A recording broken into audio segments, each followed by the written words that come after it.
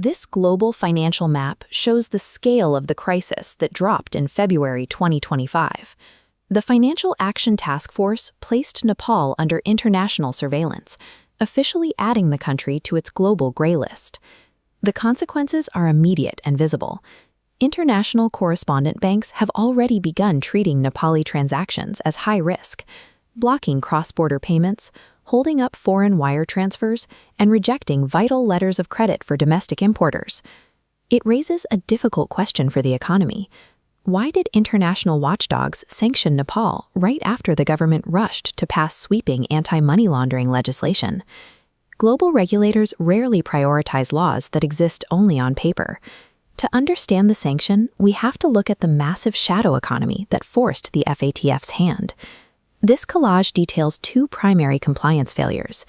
Billions move through unregistered real estate cash deals and unregulated savings cooperatives. These cooperative vaults act as leaky conduits, siphoning public deposits directly into untracked Hundi transfer networks, moving the money entirely off the books. Regulators face similar blind spots in other cash-heavy sectors.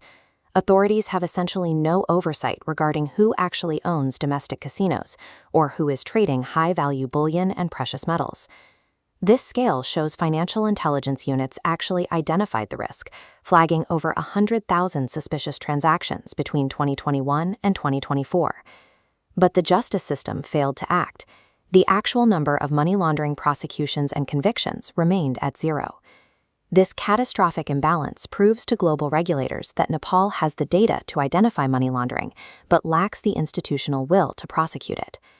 Nepal's primary defense was a legislative search, amending 19 different financial and legal acts just before the FATF deadline. The FATF rejected the maneuver. While laws passed, enforcement agencies remained critically understaffed, lacking personnel and budget to apply these rules in the real world. The FATF doctrine is clear. Legislative amendments are meaningless without a verifiable track record of police investigations, asset seizures, and courtroom verdicts. Global regulators viewed the legislative checklist as a distraction from the lack of criminal enforcement, ultimately triggering the international sanctions. This IMF report highlights immediate macroeconomic damage. Historically, gray listing causes total external capital inflows to drop by an average of 7.6% of GDP.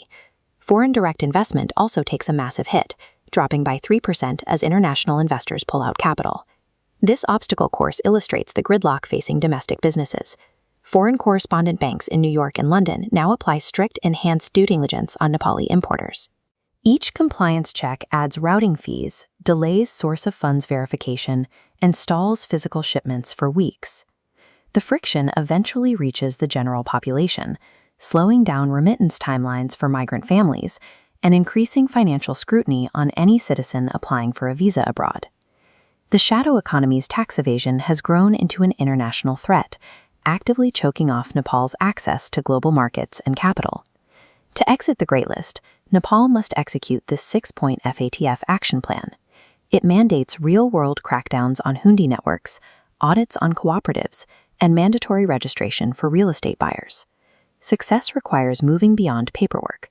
Regulators must produce a physical ledger of enforcement, showing seized criminal assets and frozen accounts. Producing court convictions and stripping illicit wealth is the ultimate metric FATF will use to evaluate Nepal's progress. This map shows the potential recovery. Executing the enforcement plan will remove Nepal from the Grey List, restore sovereign credit ratings, and rebuild interbank trust with Western financial hubs.